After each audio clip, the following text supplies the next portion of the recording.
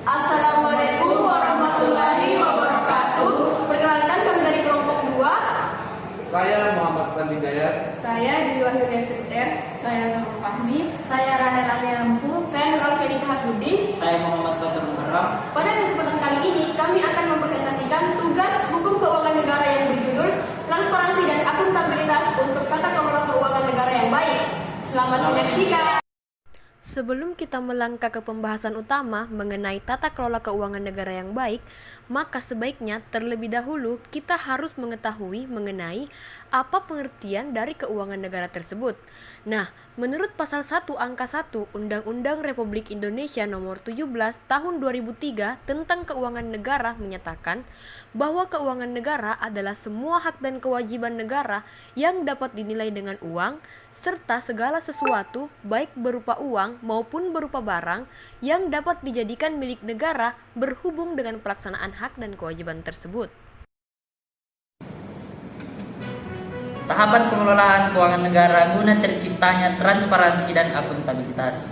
Dalam pengelolaan keuangan negara terdapat 5 siklus utama yang wajib dilaksanakan. Antara lain, yang pertama, perencanaan. Perencanaan merupakan siklus paling awal yang pada dasarnya dilakukan dalam rangka menghasilkan rencana pembangunan jangka panjang, jangka menengah, dan jangka pendek yang dilaksanakan oleh unsur penyelenggaraan pemerintahan baik pusat maupun daerah. Yang kedua, penganggaran. Penganggaran merupakan siklus berikutnya yang mengaitkan perencanaan dengan sumber daya keuangan pemerintahan yang tergambar dalam APBN atau APBD. Yang ketiga, pelaksanaan anggaran. Pelaksanaan anggaran merupakan siklus ketiga yang diwujudkan dalam eksekusi pendapatan maupun belanja pemerintahan untuk mendukung pembangunan. Yang keempat, pengawasan. Pada tahap pelaksanaan anggaran, pengawasan terhadap pelaksanaan APBN atau APBD dilakukan oleh atasan atau kepala kantor atau satuan kerja Kementerian Negara atau lembaga atau pemerintah daerah dalam lingkungannya. Yang kelima, pertanggungjawaban. Pertanggungjawaban merupakan wujud pelaksanaan amanat sekaligus bukti capaian pembangunan yang dilaksanakan pemerintah. Masyarakat dan semua pihak tentunya menginginkan pertanggungjawaban yang berkualitas atas penggunaan dana yang tercantum dalam laporan keuangan pemerintah. Ada beberapa penjelasan yang dapat menerangkan mengapa transparansi keuangan lembaga publik sangat penting. Antara lain, pertama, untuk meningkatkan kepercayaan atau trust. Pemerintah yang terbuka menyampaikan informasi keuangan kepada publik lebih dipercaya dibanding pemerintah yang relatif tertutup. Kedua, untuk meningkatkan pengawasan masyarakat atau controlling, masyarakat kemudian akan dapat menilai dan memberi masukan mengenai kekurangan yang ada apabila terjadi transparansi oleh pemerintah tentang pembiayaan program atau kegiatan. Ketiga, bahwa warga berhak untuk mendapatkan informasi dan hak untuk mengetahui. Pasal 14 Undang-Undang Nomor 39 Tahun 1999 tentang hak asasi manusia menyatakan setiap orang berhak untuk berkomunikasi dan memperoleh informasi yang diperlukan untuk mengembangkan pribadi dan lingkungan sosialnya.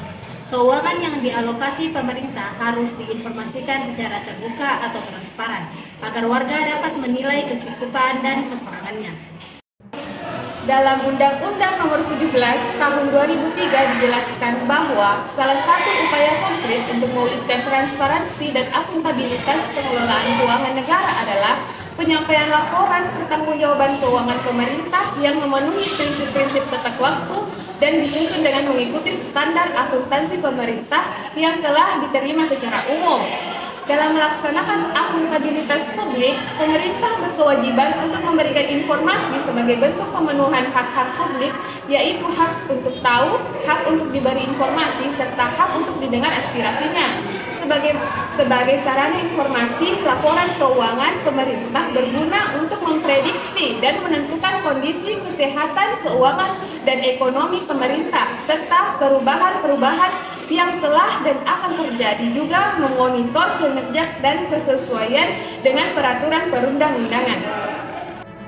Sebagai sarana evaluasi kinerja, laporan keuangan pemerintah berguna untuk mengevaluasi penggunaan sumber daya ekonomi yang dikelola pemerintah untuk mencapai kinerja yang direncanakan, diantaranya berupa 1. Menentukan biaya program, fungsi, dan aktivitas aktivitas sehingga memudahkan analisis dan melakukan perbandingan dengan kriteria yang telah ditetapkan, membandingkan dengan kinerja periode-periode sebelumnya dan dengan kinerja unit yang lain. Kedua, mengevaluasi tingkat ekonomi, efisiensi, dan efektivitas operasi, program, aktivitas, dan fungsi tertentu di dalam pemerintahan. Ketiga, mengevaluasi hasil outcome suatu program, aktivitas, dan fungsi serta efektivitas terhadap pencapaian tujuan dan target. Empat, mengevaluasi tingkat pemerataan dan keadilan. Akuntabilitas laporan keuangan pada akhirnya dapat dijadikan transparansi sebagai bentuk pertanggungjawaban kepada masyarakat luas.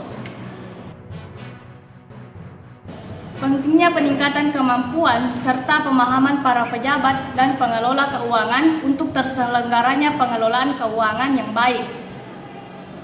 Pada pasal 3 ayat 1 Undang-Undang Nomor 17 Tahun 2003 tentang Keuangan Negara menyatakan bahwa keuangan negara dikelola secara tertib, taat pada peraturan perundang-undangan, efisien, ekonomis, efektif, transparan, dan bertanggung jawab dengan memperhatikan rasa keadilan dan kepatutan.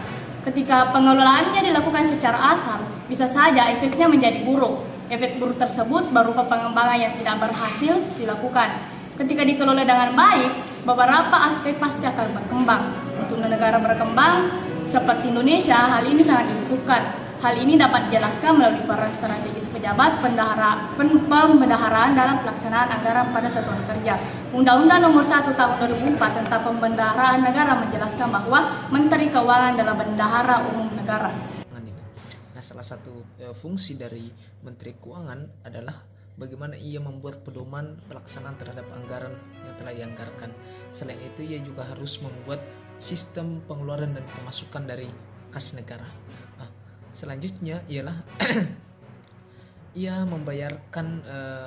melakukan pembayaran terhadap apa yang telah digunakan oleh pejabat negara untuk melakukan pembangunan, misal yang dibebankan kepada rekening kas negara. Selanjutnya adalah dia mengangkat kuasa atau memberikan kuasa kepada beberapa orang, mungkin dalam pemerintahan daerah, untuk melakukan tugas-tugas pembendaharaan sesuai dengan wilayah kerja yang telah ditentukan. Nah, banyak hal yang harus dimiliki oleh seorang Menteri Keuangan itu. Ia harus mempunyai planning yang baik, perencanaan yang matang. Yang paling penting adalah kepatuhannya terhadap regulasi, utamanya itu regulasi masalah keuangan, ekonomi, dan fiskal. Kemudian ia harus juga memiliki komunikasi yang baik terhadap rekan kerjanya. Kemudian ia harus bisa memberdayakan satuan kerjanya. Nah, yang paling penting adalah melakukan pengawasan atau monitoring terhadap uang negara yang telah dikeluarkan untuk melakukan pembangunan yang telah dicanangkan, ataupun agar berjalan seefisien mungkin dan seefektivitas mungkin, agar keuangan negara tidak mengalami defisit seperti misal kebocoran soal subsidi. Kemudian, dalam hal pengawasan mengenai tata kelola keuangan adalah fungsi dari BPK atau Badan Pemeriksa Keuangan, di mana BPK bertugas untuk pemeriksaan pertanggungjawaban keuangan yang dilakukan oleh pengguna anggaran secara langsung. Setelah itu, apabila diidentifikasi terjadi penyelewengan pengguna anggaran dari hasil pemeriksaan BPK tersebut, maka yang bertugas untuk mengusut lebih lanjut adalah tugas dari KPK. Maka dari uraian yang telah dijelaskan tersebut, kita dapat melihat pentingnya peningkatan kemampuan serta pemahaman para pejabat dan pengelola keuangan untuk terselenggaranya pengelola keuangan yang baik.